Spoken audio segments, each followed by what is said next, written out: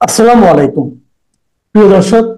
অন্য মঞ্চের আলাপচারিতায় আপনাদের সকলকে আমন্ত্রণ জানাচ্ছি। সেনা কর্মকর্তারা যাদের বিরুদ্ধে গ্রেফতারি পরোয়ানা জারি হয়েছে এবং বুধবার গ্রেফতারি পরোয়ানা জারি হওয়ার পরেই বৃহস্পতিবারই কিন্তু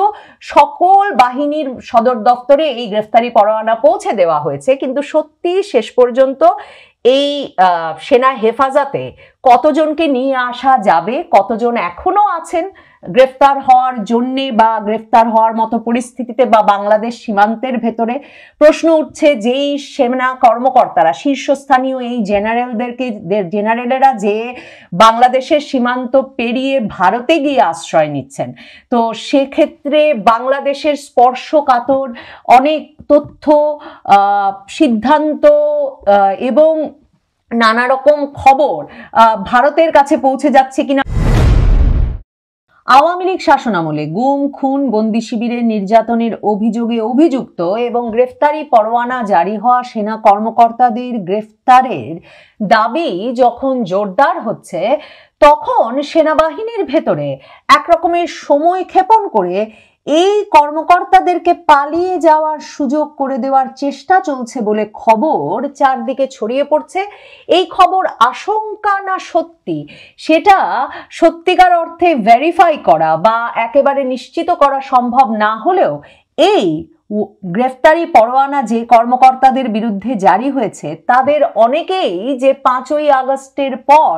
সেনাবাহিনীর ব্যবস্থাপনাতেই এবং একেবারে সেনাবাহিনীর শীর্ষ কর্মকর্তাদের কিংবা বলতে গেলে সেনাপ্রধান ওয়াকারুজ্জামানের সিগন্যাল পেয়েই যে এরা সেফ এক্সিট নিয়ে সীমান্ত পেরিয়ে ভারত চলে গেছেন, এদের অনেকেই সে বিষয়ে যখন নিশ্চিত খবর পাওয়া যাচ্ছে তখন সে সন্দেহ আরো দানা বাঁধছে যে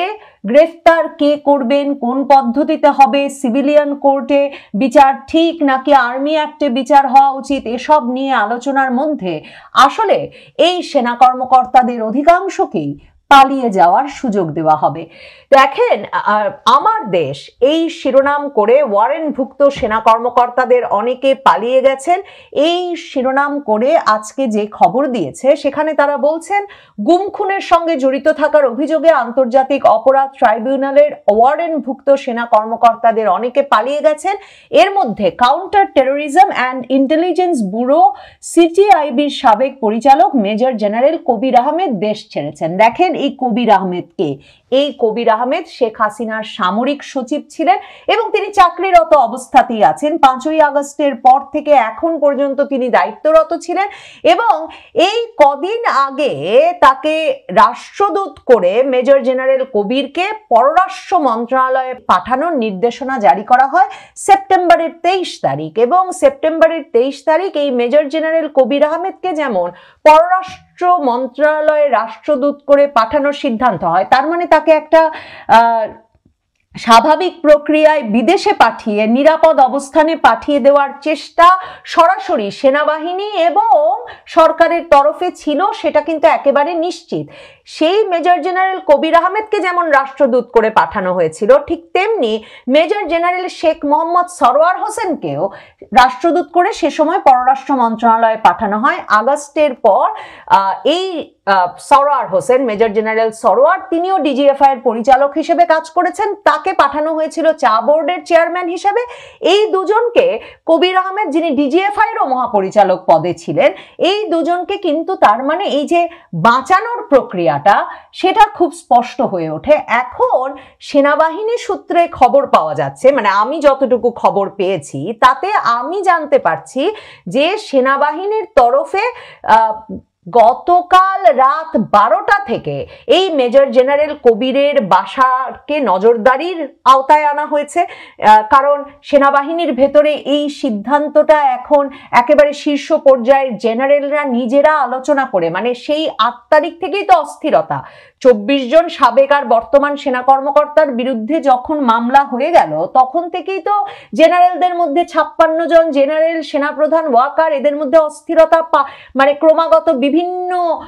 বৈঠক চলছে। সেসব বৈঠকে সর্বশেষ সিদ্ধান্তে এই বিষয়টি আলোচিত হয়েছে, কিন্তু জেনারেলদের একটা ভাগ যারা বিচারের পক্ষে বিপক্ষে তারা কিন্তু বলেছেন যে যদি বা সিভিলিয়ান কোর্টে বিচার হয়, প্রথম যে পদক্ষেপটি নেওয়া উচিত সেটা হচ্ছে আর্মির, সেনাবাহিনীর এই ওয়ারেন্টভুক্ত গ্রেফতারি পরোয়ানা যাদের বিরুদ্ধে জারি হয়েছে, যাদের বিরুদ্ধে গুম, খুন, হত্যা, নির্যাতনের অভিযোগ এসেছে, এদেরকে গ্রেফতার করে ফেলা উচিত, আর কাউকে সেফ এক্সিট দেওয়া উচিত না। এবং জেনারেলরা কেউ প্রকাশ্যে ওই বৈঠকে সেফ এক্সিটের পক্ষে কিন্তু মন্তব্য করেন নাই। তাহলে মানে সেনাবাহিনীর ভেতরে অন্তত আনুষ্ঠানিক আশাবাদটা হচ্ছে যে গ্রেফতারি পরোয়ানা জারি হয়েছে যাদের বিরুদ্ধে, তাদের সেনাবাহিনীর তরফে গ্রেফতার করে সেনা হেফাজতে নিয়ে আসা হবে এবং তারপর সিভিলিয়ান প্রশাসনের কাছে হস্তান্তর করা হবে। কিন্তু মেজর জেনারেল কবির আহমেদ নাকি এই সময়ে এসে পালিয়ে গেছেন। দেখেন, সেনাবাহিনীর তরফে বলা হচ্ছে যে গতকাল রাত 12টা থেকে তারা নজরদারিতে রেখেছে মেজর জেনারেল কবির আহমেদের বাসা, কিন্তু তিনি ওই বাসায় আছেন কিনা তা নিয়ে সন্দেহ আছে। বরং সেনাবাহিনীর ভেতরেই এই গুজব এখন তুঙ্গে যে সেনাবাহিনীর ব্যবস্থাপনায় রীতিমতো সেনাবাহিনীর গাড়িতে করে তিনি তামাবিল সীমান্ত দিয়ে পার হয়ে গেছেন। দেখেন, মেজর জেনারেল কবির আহমেদ কিন্তু প্রথম নন যিনি সেনাবাহিনীর ব্যবস্থাপনায় সেফ এক্সিটের নিয়ে তো অনেক আলাপ হচ্ছে, মানে সেনাবাহিনীর ব্যবস্থাপনায় সীমান্ত পাড়ি দিয়েছেন এবং ওই পাশে ভারতীয় সেনাবাহিনী, ভারতীয় সেনা গোয়েন্দা সংস্থা, ভারতীয় সেনাবাহিনীর সম্পূর্ণ ব্যবস্থাপনায় এই সেনা কর্মকর্তাদের, মানে বাংলাদেশের কর্মরত সেনা কর্মকর্তাদেরকে এক রকমের হস্তান্তর করা হয়েছে তাদের কাছে। দেখেন, এর আগে ডিজিএফআই এর যিনি ডিজি ছিলেন শেখ হাসিনার আমলে, জেনারেল আকবর, তিনি চলে গেছেন। এই জেনারেল আকবরের এখন দেখা যাচ্ছে গুম কমিশন থেকে যে প্রামাণ্যচিত্র বের করেছে, সেই প্রামাণ্যচিত্র দেখলে আপনারা দেখবেন গুম কমিশনেও কিন্তু জেনারেল আকবর সাক্ষ্য দিয়ে গিয়েছিলেন। যেই সাক্ষ্যে তিনি বলেছেন যে সালাউদ্দিন কাদের চৌধুরীর ছেলেকে যখন আটকে রাখা হয়েছিল আয়নাঘরে, তখন তিনি শেখ হাসিনাকে বোঝানোর চেষ্টা করেছিলেন, কিন্তু কোনো লাভ হয় নাই, হুম্মাম কাদের চৌধুরীকে আটকেই রাখা হয়েছিল। এবং এমন তিনি তাকে যখন প্রশ্ন করছেন প্রশ্নকর্তা যে শেখ হাসিনা কি চাইলে পারতেন হুম্মাম কাদের চৌধুরীকে ছেড়ে দিতে, তখন জেনারেল আকবর বলছেন, কি বলছেন, প্রধানমন্ত্রী চাইলে কি না হয়। সেই জেনারেল আকবর তার মানে আগস্টের পরে কিন্তু সেনাবাহিনীতে তিনি নিরাপদে থাকবেন বলে ভেবেছিলেন এবং গুম কমিশনে সাক্ষ্য দিয়ে, এই ধরনের সাক্ষ্য দিয়ে এক রকমের নিরাপদ একটা পরিস্থিতি তারা সেনাবাহিনীর কর্মকর্তা বলেই প্রত্যাশা করছিলেন। তার মানে এই যে ওয়াকারুজ্জামান সহ সেনা নেতৃত্ব যখন বুঝতে শুরু করেন যে আসলে তাদের বিরুদ্ধে ফৌজদারি মামলা হবে, আন্তর্জাতিক অপরাধ ট্রাইব্যুনালে মামলা হবে এবং এদেরকে আসলে বিচারের মুখোমুখি হতে হবে, তখন তার মানে সেনাপ্রধান ওয়াকার একে একে এই এক একজনকে করে তাদেরকে সেফ এক্সিট দিয়েছেন। এই জেনারেল আকবর, যিনি 9th ডিভিশনেরও জিওসি ছিলেন না, জেনারেল মঞ্জুর, যিনি এনএসআই এর সাবেক মহাপরিচালক, এবং গুরুত্বপূর্ণ বিষয় হচ্ছে জেনারেল মুজিব, যিনি এসএসএফ এর ডিজি এবং কোয়ার্টার মাস্টার জেনারেলের মতো শীর্ষস্থানীয় পদে ছিলেন বাংলাদেশ সেনাবাহিনীর। এরা কেউ তামাবিল দিয়ে, কেউ ধোবাউড়া দিয়ে পার হয়েছেন, কিন্তু এরা প্রত্যেকে পার হয়েছেন সেনাবাহিনীর, বাংলাদেশ সেনাবাহিনীর প্রহরায় এবং ব্যবস্থাপনায়, আর সীমান্তের ওপার থেকে তাদেরকে ভারতীয় সেনাবাহিনী গ্রহণ করেছেন। দেখেন, সর্বশেষ ডিজিএফআই এর যে ডিজি ছিলেন হামিদুল হক, যার সঙ্গে জামায়াতে ইসলামীর একটা মানে গুরুত্বপূর্ণ এবং ঘনিষ্ঠ রাজনৈতিক সম্পর্ক ছিল, বণিক বার্তার প্রতিবেদনে সে খবর প্রকাশিত হয়েছে। এবং এই হামিদুল হক, যিনি জুলাই আগস্ট আন্দোলনে গুরুত্বপূর্ণ ভূমিকা রেখেছিলেন যাতে সেনাবাহিনী আন্দোলনের বিপক্ষে গিয়ে না দাঁড়ায়, এবং এমনকি আন্দোলনের শীর্ষস্থানীয় ছাত্র নেতাদেরকেও তিনি এক রকমের সুরক্ষা দিয়েছেন, প্রোটেকশন দিয়েছেন। এই হামিদুল হক আর আহমেদ শামস তাবরেজ এরাও কিন্তু ভেবেছিলেন যে তারাও সেনাবাহিনীর ভেতরে আসলে টিকে যেতে পারবেন এবং তাদেরকে অন্য পদে দিয়ে অন্য জায়গায় ট্রান্সফার করে সেই ব্যবস্থাটা রাখার চেষ্টা হচ্ছিল। হামিদুল হককে এমনকি অন্তর্বর্তীকালীন সরকারের কোনো উপদেষ্টা এত ঘনিষ্ঠ মনে করতেন যে তাকে রাষ্ট্র গঠনের আমন্ত্রণ পর্যন্ত এসব নিয়েও আলাপ করতেন তার সঙ্গে, ওয়াকারুজ্জামানের সঙ্গে যেমন আলাপ হতো। সেই অবস্থায় হামিদুল হক এবং আহমেদ শামস তাবরেজকে প্রথম কিন্তু বাধ্যতামূলক অবসরে পাঠাতে হলো সেপ্টেম্বর মাসেই ওয়াকারুজ্জামানের, কারণ তিনি টের পেলেন যে এদেরকে নিজেকেও তিনি রক্ষা করতে পারবেন না। এবং এখন ধারণা করা হয় এই হামিদুল হকও, আহমেদ শামস তাবরেজের অবস্থান সম্পর্কে আমি জানি না, কিন্তু হামিদুল হকও এখন ভারতে আছেন, সেটাও কিন্তু অনেক সূত্র খুব মানে নিশ্চিতভাবেই নিশ্চিত করছেন। কিন্তু তারা যে দুজনের কেউ দেশে নাই সেটা নিশ্চিত, মানে ভারতে আছেন এক পক্ষ বলেন, আরেক পক্ষ বলেন যে হামিদুল হক যেহেতু জামাত ঘনিষ্ঠ ছিলেন তিনি অন্য রুটে গেছেন এবং তিনি সম্ভবত ইউরোপ চলে গেছেন। তো দেখেন এই হচ্ছে গ্রেফতারি পরোয়ানা জারি হওয়া সেনা কর্মকর্তাদের অবস্থা। তো তাহলে গ্রেফতারি পরোয়ানা জারির পর এখন যে জেনারেলেরা সিদ্ধান্ত নিলেন এবং ওয়াকারকে বললেন যে আপনাকে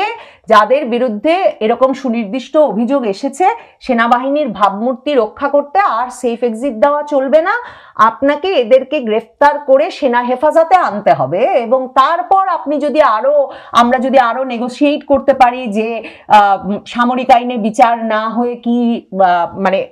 সিভিলিয়ান আদালতে বিচার না হয়ে কি আমরা সামরিক আইনে বিচার করতে পারি কিনা, এই বিষয়গুলো নিয়ে আরো আলাপ চলতে পারে, কিন্তু এখন সেনা হেফাজতে আনতে হবে। এবং যার সূত্র হিসেবে, যার প্রতিক্রিয়া হিসেবে মেজর জেনারেল কবিরের বাড়িতে নজরদারিতে পাঠিয়ে দেওয়া হলো, কিন্তু অন্যদিকে মেজর জেনারেল কবির নাকি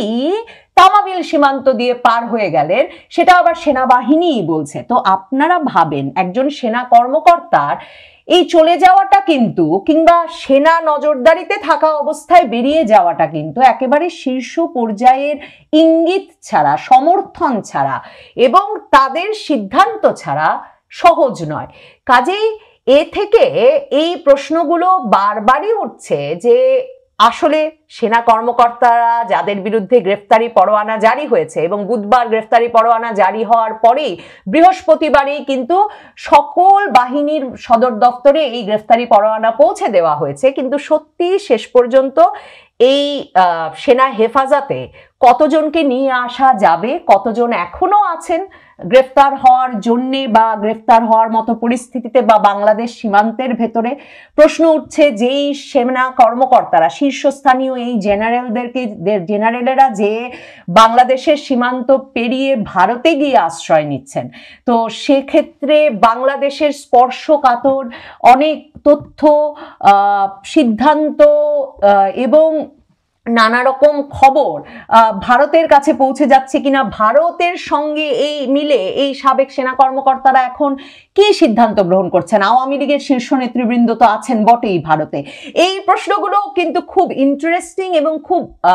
মানে নানাভাবে ভাববার আছে যে কি করছেন সাবেক সেনা কর্মকর্তারা ওই পারে গিয়ে, এবং কি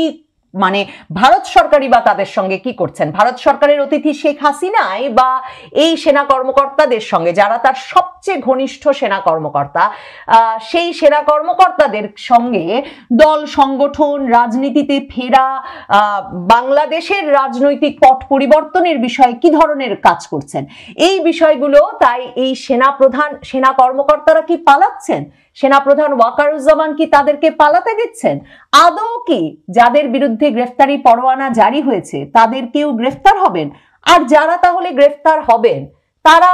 তাহলে কেন সেফ এক্সিট পেলেন না ওয়াকারুজ্জামানের বদান্যতায়, সেই প্রশ্নও কিন্তু রয়ে যাবে। তার মানে এই গ্রেফতার হওয়া না হওয়া নিয়েও সেনাবাহিনীর ভেতরে অসন্তোষ, সেনাবাহিনীর বাইরে অসন্তোষ, বিক্ষোভ, সন্দেহ,